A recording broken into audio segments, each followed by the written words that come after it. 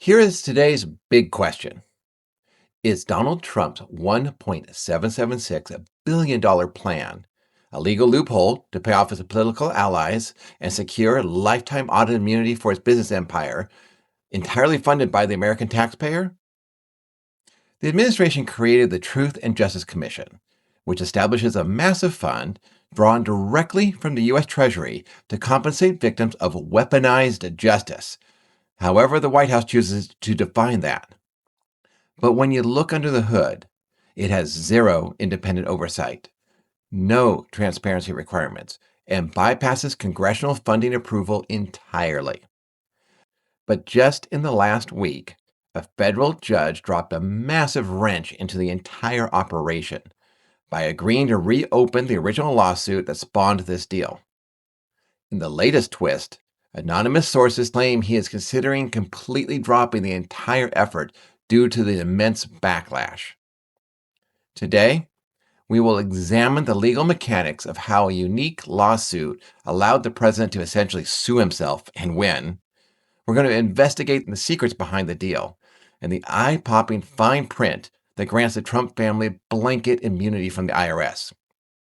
Finally, we're going to explain the political fallout, why this triggered an unprecedented rebellion inside the GOP and paralyzed the government's legislative agenda.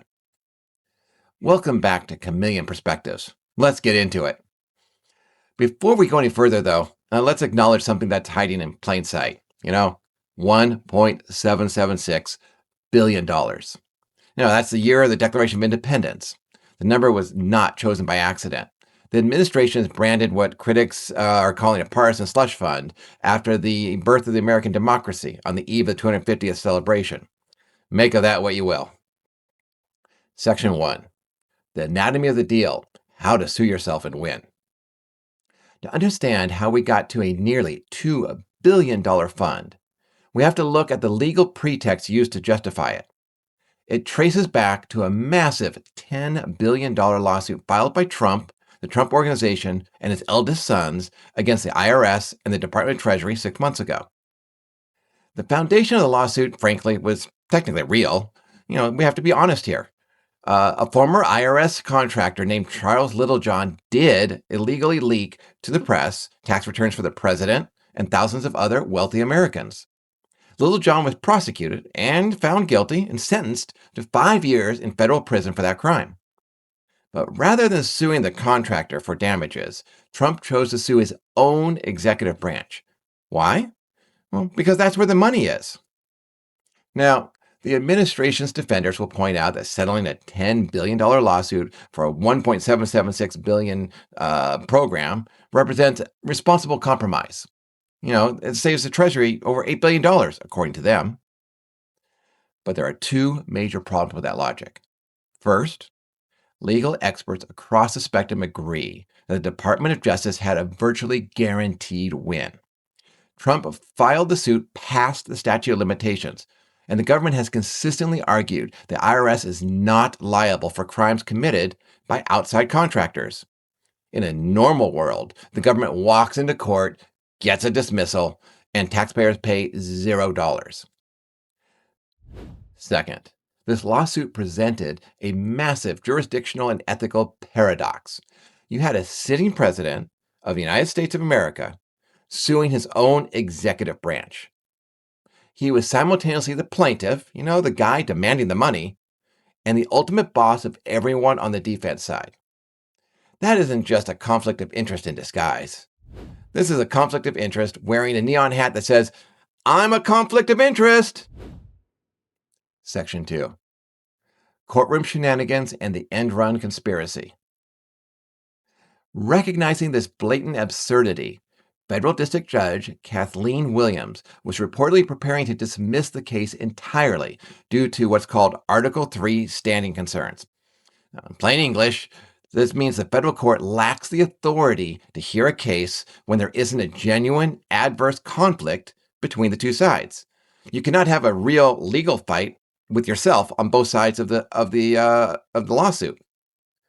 To bypass this imminent judicial review, the plaintiff, Donald Trump, pulled a stunning end run with the cooperation of Acting Attorney General Todd Blanche. Now, let me remind you, Blanche was Trump's own personal criminal defense attorney just 2 years ago. Now, he was supposedly representing the government side in a lawsuit brought by his former client and current boss, the President of the United States of America. Now, just 48 hours before a critical court deadline, the DOJ and the president's private lawyers filed a notice of voluntary dismissal. They dropped the lawsuit outside of court, completely avoiding judicial scrutiny.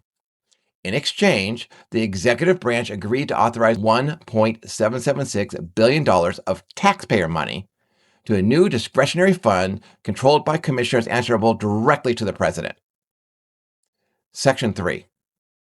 The Judgment Fund and the Death of Oversight. Where exactly does nearly $1.8 billion magically come from without a vote from Congress?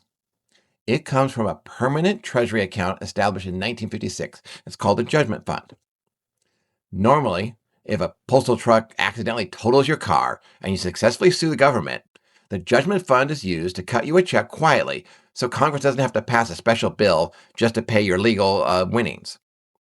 It was built to settle legitimate legal losses. It was never intended to be a limitless financial vehicle to bypass the legislative branch and fund presidential pet priorities. Now, let's look at the structure of this new commission. First, the board it consists of 5 commissioners. 4 are directly appointed by the Attorney General, and the president can fire all 5 of them without cause if they ever defy his wishes. Let's look at oversight. There is no bipartisan requirement. There's no independent inspector general, and there's no congressional oversight. Let's take a look at secrecy. According to the rules of the commission's under absolutely no obligation to disclose its evaluation process, who receives the money, or how much they get. And the quarterly reports are designated as strictly confidential and only go to the Attorney General. Representative Alexandria Ocasio-Cortez didn't mince words, calling it outright corruption and a $1.7 billion slush fund for the president's friends. And from an objective, constitutional perspective, she's not wrong. If an administration can simply threaten to sue itself, settle with itself, and drain billions from the Treasury, the exclusive power of the purse designated solely to Congress is effectively dead. Section 4. The Hidden Addendum. Lifetime immunity. But as shocking as a multi-billion-dollar unregulated fund is, it isn't even the biggest headline. The real kicker was deliberately buried deep in the fine print of the settlement paperwork. Tucked inside the administrative addendum is a sweeping, permanent clause that explicitly states the United States government is forever barred from examining, auditing, and prosecuting the past tax filings of Donald J. Trump, his family members, and all associated corporate subsidiaries. Let that sink in for a moment. By settling the lawsuit with himself, the president secured blanket, lifetime IRS audit immunity for his entire real estate and business empire. Independent tax experts estimate this clause instantly insulates the Trump organization from over $100 million of active, ongoing tax liabilities and structural penalties, including the high-profile dispute surrounding his Chicago skyscraper loan write-offs. It's a blatant, unauditable corporate shield paid for by the American taxpayer. Section 5. The Capitol Hill Mutiny and the Breaking Point.